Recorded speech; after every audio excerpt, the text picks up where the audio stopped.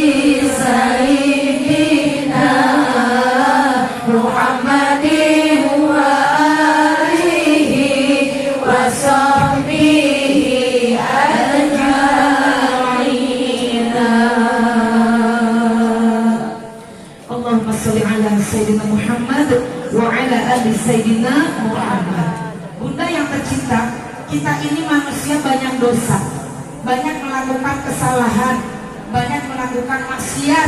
Ngaji adalah untuk mengkaji diri kita. Gak penting ngaji ngurusin orang lain, kejelekan orang lain, kekurangan orang lain. Makanya kalau ngaji yang benar niatnya. Gimana ngaji yang benar niatnya? Pertama, niatkan ngaji karena Allah. Yang dicari adalah ridho Allah. Yang diinginkan mencari ridho Allah. Sebab kalau Allah sudah ridho, jangankan kita meminta, belum meminta pun Allah udah kasih. Itu konsepnya. Berkali-kali saya kalau ceramah ngingetin kepada diri saya agar jangan salah niat mengaji. Jangan sampai kalau kita niat mengaji karena A, karena B, karena C.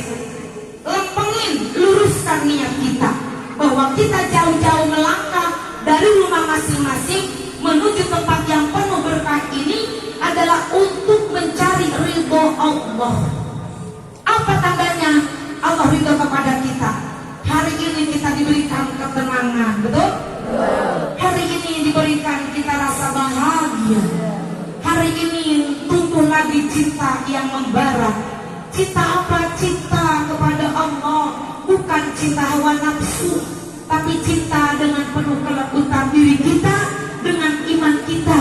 Ya Allah, kita bisa berterima kasih, kita bisa bersyukur berjamaah. Belum tentu di rumah kita bisa bersyukur berjamaah, benar enggak? Kalau kita mau menghitung nikmat yang Allah berikan, nikmat berkedip aja Bu, gak sanggup kita menghitung. Ibu sampai sekarang ini udah kedipan yang keberapa mata? Ayo, siapa yang bisa menghitung? Yang ingat, kali ada yang ingat. Dari bangun tidur, pas ngedip, ting ting ting ting ting ting. Sampai sekarang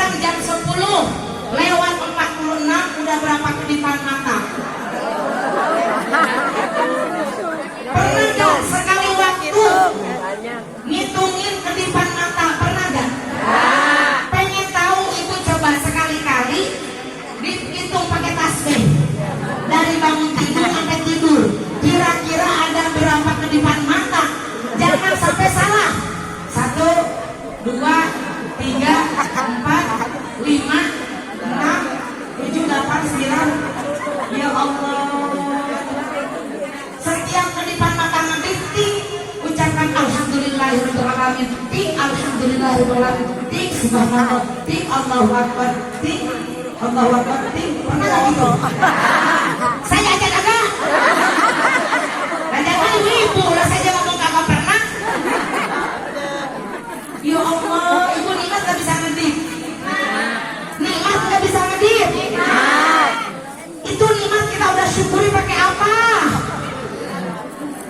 La ilaha illallah. Tapi Allah gak marah kan? Tetap aja kasih ngedip. Kali kita disanksi, lu ngedip lu, ma gua kagak pernah terima kasih lu. Yang nyepain mata siapa sih lu? Kagak ada terima kasihnya lu. Ucapin ya alhamdulillah bisa ngedip lu. Lu kalau sekali-kali 2 hari aja kagak gua kasih ngedip, gimana tuh? Melotot kagak ngedip. Ibu 1 jam jangan ngedip. Lu jangan ngedip 1 jam aja. Perih tahu. Mau bu dikasih 1 jam gak ngedip sama Allah.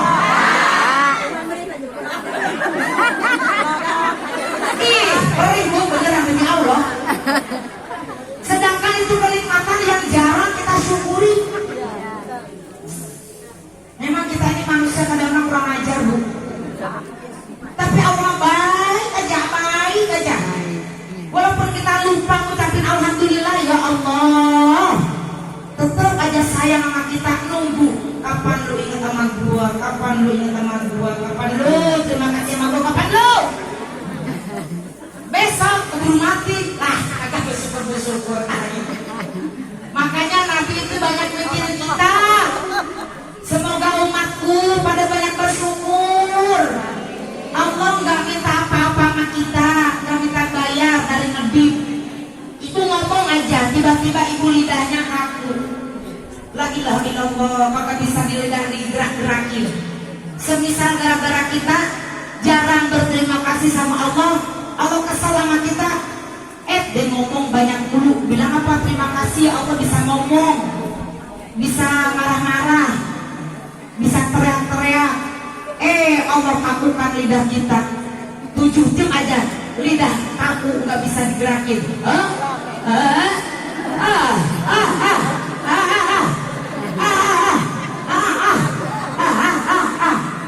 Ibu nggak bisa loh bu, menderita loh bu. Itu tuh nikmat kan ngomong, saya ngomong. Ibu melotot aja ngeliat saya ngomong ya. Ngomong gak berhenti-berhenti ya, udah kagak ada ngomongnya, kagak ada apa itu ngomong ya Allah dari pagi sampai malam ya Allah. Bagaimana saya bersyukurnya? Makanya saya mewajibkan diri saya sebagai bentuk rasa syukur untuk ukuran saya 1 hari itu wajib 5 juz untuk ukuran saya. Bukan Masya Allah jelek, Masya Allah dikira bagus, jelek ibu. Ukuran penceramah itu seharusnya 2 hari khatam Al-Quran. Saya belum bisa, karena saya ngajar sana ngajar sini. Tapi kebetulan alhamdulillah yang saya ajarkan Al-Quran. Tapi prestasi saya sebagai bentuk syukur lancar ngomong. Ibu di rumah lancar gak ngomong? Ibu di rumah lancar gak ngomong? Sama suami lancar gak kalau minta duit ngomongnya? Nomor 1. Ibu kesel sama anak lancar gak ngomongnya mana? Lancar. Beneran bu? Itu kita lancar ngomong disyukurin gak lancar ngomong? Coba ibu dikasih gabu, dikasih bisu 5 jam aja, menderita loh bu. Makanya kita banyak bersyukur ya Allah, banyak banget ya Allah kenikmatan Allah. Ukuran saya penceramah buruk bu, prestasinya sehari 5 juz itu buruk, jelek banget, jelek di mata Allah, jelek. Tapi saya mohon ampun ya Allah, saya mampunya cuma segini. Gak pagi ceramah nyampain ilmu Al-Quran, siang ceramah nyampain ilmu Al-Quran, membacakan ayat suci Al-Quran walau 1 ayat dijelaskan gitu. Zuhur sampai maghrib ngajar mahasiswa ceramah juga kan, ngebimbing mahasiswa belajar Quran, belajar waktu jam berapa itu 5 juz? Ibu mau tahu? 5 juz itu kalau saya baca 1 juz itu 43 menit sampai 45 menit 1 juz kan 10 lembar 20 halaman. Itu saya bacanya tartil. Nggak begitu bacanya. Kapan lagi nyari waktu? Sebelum tidur 2 juz. Bangun kalau jam 1 lumayan sampai jam 2 dapat lagi 2 juz.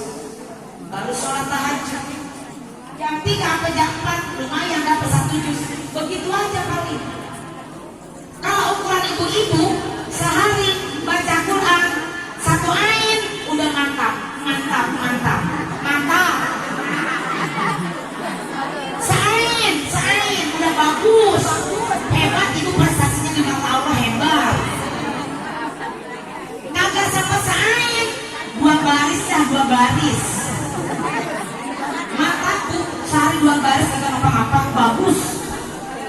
Kagak sempat 1 baris beda 1 baris. Bagus nggak apa-apa. Ibu-ibu kan nama saya sibuk kan ibu-ibu. Kalau saya kan nggak begitu sibuk. Kalau ibu kan sibuk. Kagak sempat sebaris la ilaha illallah. Saya alif lam mim. Shadaqallahul azim. Bagus. Begitu aja udah bagus prestasi itu beneran. Bener. Tapi kalau bagi ukuran kita para ustazah yang baca Qurannya udah lancar, sehari nggak nyempetin 1 juz, mewajibkan diri, itu buruk prestasi di mata Allah. Apalagi saya, tulisannya doktor apaan? Sehari cuma 5 juz, gak boleh itu sebenarnya. 15 juz cocok. Seukuran pencerama kayak kita itu sehari minimal itu maksimal 15 juz. Makanya saya ngaku ya Allah cuma 5 juz. Bagaimana di akhirat ya nggak tahu saya. Jangan-jangan kena makan duluan saya ya. Makanya tuh Maulidan ini adalah tempat kita mengadu nasib kita kepada Allah. Bagaimana aduan Nabi Muhammad kepada Allah? Ya Allah, saya mohon semua hambaku ini diberikan syafaat. Kata Allah, aku akan berikan syafaat seluruh umat Nabi Muhammad. Aku jamin semua masuk surga. Tapi surga yang mana yang hambaku mau raih? Mau surga Aden, mau surga Firdaus, mau surga Naim, mau surga apa lagi? Ma'wa, mau surga apa lagi? Silakan, kata Allah, silakan. Dengan amalan masing-masing, surga terbuka. Silakan, wahai manusia yang beriman, bertakwa kepadaku, perbanyaklah amal di dunia. Capek-capeklah ngaji, capek-capeklah sholat, capek-capeklah puasa, capek-capeklah bersedekah, capek-capeklah nyari uang, capek-capeklah jadi orang kaya, capek-capeklah jadi dermawan, capek-capeklah mengaji berzikir, capek-capeklah bersolawat. Ayo, hidup itu harus capek. Karena hidup cuma sebentar. Paling lama juga 90 tahun. Paling terpanjang umurnya 105 tahun, 110 tahun, 120 tahun. Di zaman sekarang udah jarang kita temuin, paling aku 2. Betul gak Bu? Nah kita kagak tahu kita umur kita berapa. Jangan buang waktu. Udah gak ada lagi urusan buang waktu. Bagaimana cara kita ngatur waktu? Ikuti sifat Kanjeng Rasul, fatonah, cerdas. Ibu yang rajin ngaji termasuk ibu-ibu yang cerdas. Karena bisa memilih mana yang baik, mana yang buruk. Menurut hawa nafsu kita, hari ini, hari Minggu, enaknya di rumah, kumpul dengan suami, kumpul dengan anak, mantu, cucu, bikin masakan, bikin telur anget, bikin kopi anget, bikin singkong rebus, bikin jagung rebus, bikin bakwan, bikin indomie, masak, ngobrol sama keluarga, betul? Tapi ibu lebih menunjukkan cinta kepada Allah. Di hati ingin berkumpul, ibu lebih ingin berkumpul dengan Allah di sini, disaksikan oleh Allah di sini. Ibu sudah cerdas memilih di antara 2 pilihan yang sulit, di rumah atau maulidan atau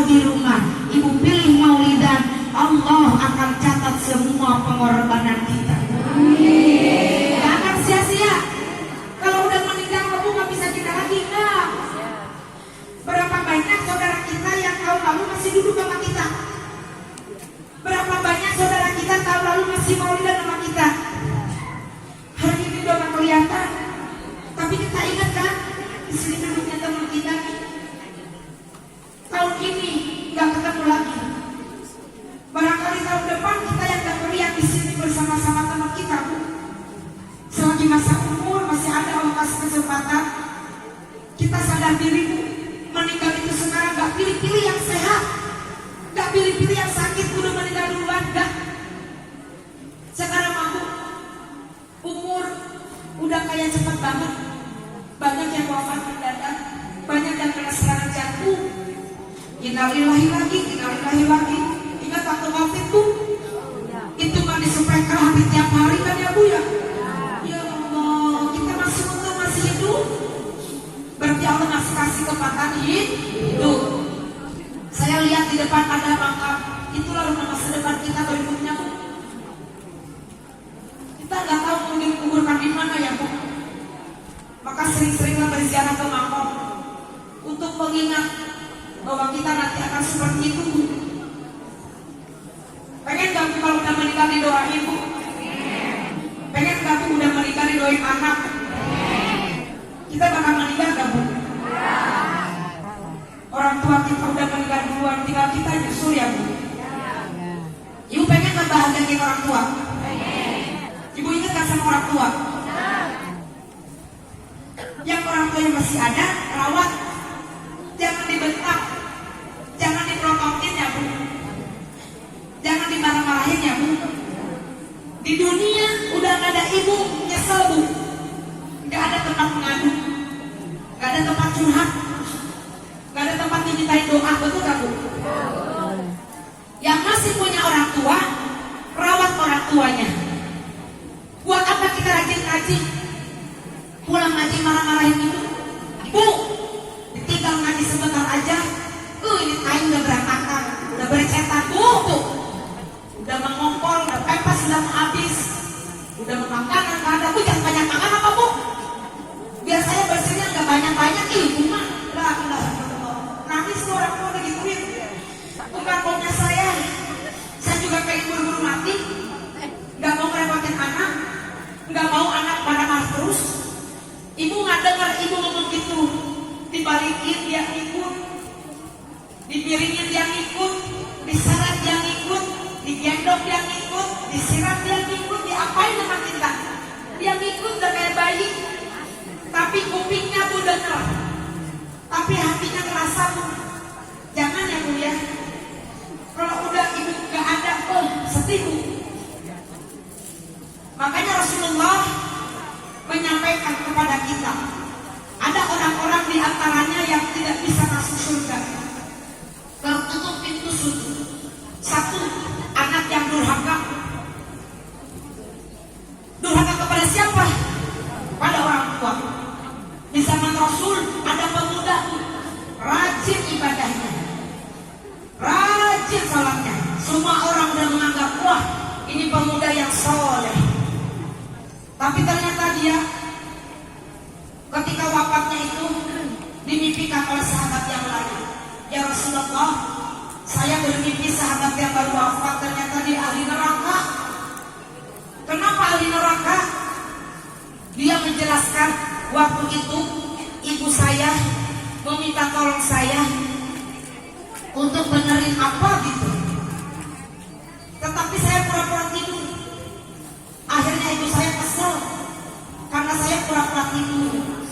Inilah yang menyebabkan ibu saya kesel, tertutup pintu surga. Hanya ngeselin ibu, pintu surga tertutup. Kita udah berapa kali ngeselin ibu kita? Makanya kita hati-hati nih dengan akhlak kita kepada orang tua. Kenapa? Karena ternyata surga tidak mau didiemin sama orang yang durhaka kepada ibu. Kita ini semua anak dari orang tua kita, tapi kita belum tentu menjadi orang tua bagi anak kita. Betul tidak? Makanya orang tua gak ada yang salah. Mau bagaimana juga orang tua tetap aja yang utama. Mau kita orang tua kayak apa, tetap tidak adanya orang tua, tidak mungkin adanya kita di alam dunia. Allahumma gfirli wa liwalidayya warhamhuma kama rabbayani shaghira. Ibu, yang kedua, orang yang tidak akan masuk surga adalah orang yang sering meninggalkan sholat, tidak punya malu, menganggap biasa sholat ditinggalin. fawailul lil musallin alladzina hum an salatihim sahun. Waktunya luang, badannya sehat, terdengar suara adzan, leyeh-leyeh, santai-santai, dilihat waktu jam segini, tetap belum melaksanakan sholat. Giliran udah mau habis waktu sholat, baru tergerak melaksanakan sholat. Itu namanya orang yang fawailul lil musallin alladzina hum an salatihim sahun. Terkadang kita juga pernah begitu. Sholat duhur jam 2 pernah? Sholat duhur jam setengah 3 pernah? Saya pernah. Ibu pernah? Waktu saya berangkat jam 11, masuk tol, tolnya 4 jam. Nyampe jam berapa? Dari jam 11 nyampe jam 3 kan? 11, 12, 1, 2, jam 3. Waktu zuhur udah mau habis, waktu asar belum nyampe. Itu dilema, sholat apa? Zuhur waktunya udah mepet, asar udah mepet. Di tengah jalan pas zuhur jam 12, saya niat, ya Allah, saya niat menyengaja sholat jamaah takhir, zuhur ditarik ke asar, begitu. Atau jamaah qasar, zuhur ditarik ke asar, zuhurnya kelewat, dilaksanakannya